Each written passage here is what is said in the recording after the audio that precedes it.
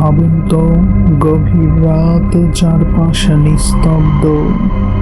হঠাৎ মনে হচ্ছে কেউ যেন আপনাকে দেখছে। বাতাস ভারী হয়ে উঠছে। যদি আমি বলি পৃথিবীতে এমন একজন মানুষ ছিল যার নাম উচ্চারণ করলে মানুষ ভয় পেত, যার উপস্থিতিতে মানুষ অসুস্থ হয়ে পড়ত, যার লেখা বই পড়ার পর কেউ কেউ আত্মহত্যা পর্যন্ত করেছিল, আজ আমি আপনাদের নিয়ে যাব সেই অন্ধকার চরিত্রের জীবনের ভেতর, যার নাম অ্যালিস্টার ক্রাউলি। 1875 সালে ইংল্যান্ডে জন্ম নেওয়া এক সাধারণ ছেলে, কিন্তু তার চোখের ভেতর ছিল অদ্ভুত কিছু। ছোটবেলা থেকেই তার আচরণ ছিল অস্বাভাবিক। অন্য শিশুরা যেখানে খেলাধুলায় ব্যস্ত, সেখানে ক্রাউলি ঘন্টার পর ঘন্টা বসে থাকত অদ্ভুত সব বই নিয়ে। বাইবেলের উল্টো ব্যাখ্যা, অশুভ শক্তি, আত্মা, শয়তান, এসব বিষয় তাকে ভয় দিত না, বরং আকর্ষণ করত। বড় হতে হতে সে নিজেই বিশ্বাস করতে শুরু করে সে সাধারণ মানুষ নয়। সে নিজেকে পরিচয় দিতে শুরু করে দ্য বিস্ট 666 নামে, অর্থাৎ 666 নম্বর দানব। মানুষ যখন তার এই নাম শুনত তখনই আঁতকে উঠত, কারণ বাইবেলে বলা আছে 666 মানে হচ্ছে শয়তানের সংখ্যা। ক্রাউলি গর্ব করে বলতো সে নিজেই সেই অভিশপ্ত আত্মা। সে বিশ্বাস করত এই পৃথিবীতে মানুষের উপর অদৃশ্য শক্তির প্রভাব আছে এবং সে সেই শক্তিকে নিয়ন্ত্রণ করতে পারে। তার জীবনের সবচেয়ে ভয়ঙ্কর অধ্যায় শুরু হয় যখন সে কালো জাদু, নিষিদ্ধ তন্ত্রমন্ত্র এবং অকাল্ট প্র্যাকটিসে জড়িয়ে পড়ে। সে বিভিন্ন গোপন সংগঠনের সঙ্গে যুক্ত হয় যেখানে রাতভর অদ্ভুত সব রিচুয়াল চলত। মোমবাতির আলোয় মেঝেতে আঁকা পেন্টাগ্রাম, অজানা ভাষায় উচ্চারিত মন্ত্র, রক্ত দিয়ে আঁকা প্রতীক, এসব ছিল তার নিত্যদিনের বিষয়। যারা তার সঙ্গে এসব রিচুয়ালে অংশ নিত তাদের অনেকেই পরে মানসিকভাবে ভেঙে পড়ত। কেউ কেউ দাবি করেছিল তারা রিচুয়ালের সময় এমন কিছু দেখেছে যা মানুষের চোখে দেখা সম্ভব নয়। কেউ বলেছিল তারা অদ্ভুত ছায়ামূর্তি দেখেছে। কেউ বলেছিল ঘরের ভেতর হঠাৎ ঠান্ডা হয়ে যেত অথচ বাইরে ছিল গরম। ক্রাউলি শুধু তন্ত্রমন্ত্রেই থেমে থাকেনি, সে লিখেছিল একটি ভয়ঙ্কর বই, দ্য বুক অব দ্য ল।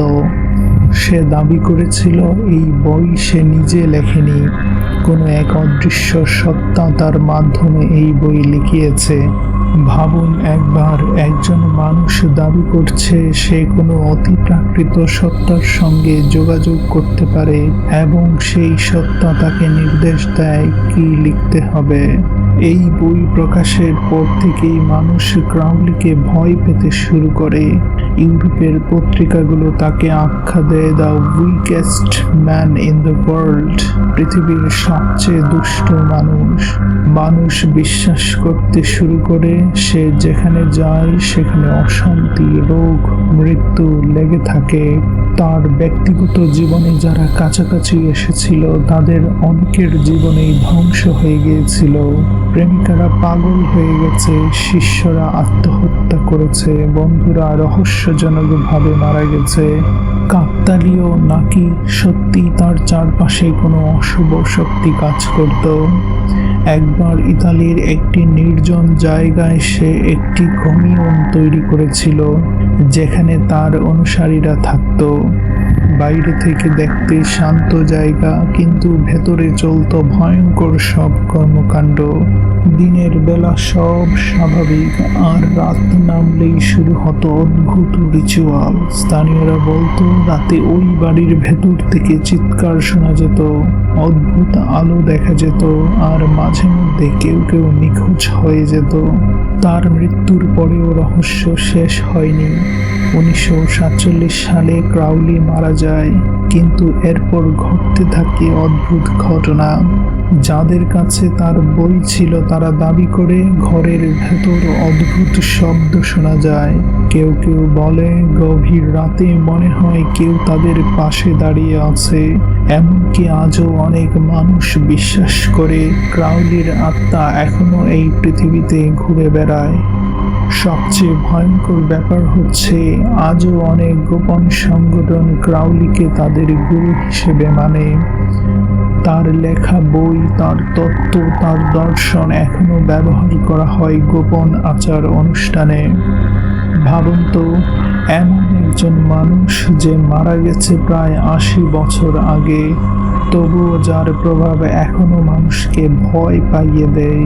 এখন প্রশ্ন হলো, অ্যালিস্টার ক্রাউলি কি সত্যি অশুভ শক্তির বাহক ছিল, নাকি সে ছিল একজন অত্যন্ত বুদ্ধিমান মানুষ যে মানুষের ভয়কে ব্যবহার করে নিজেকে কিংবদন্তিতে পরিণত করেছিল?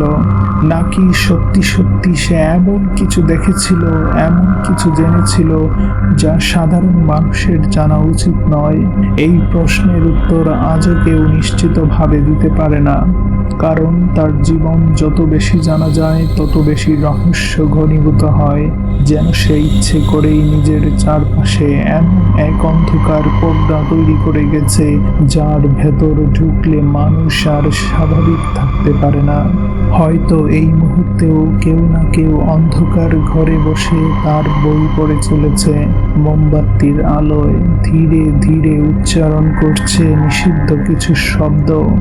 আর হয়তো অজান্তেই কোনো দরজা খুলে যাচ্ছে, যে দরজা একবার খুলে গেলে আর বন্ধ হয় না।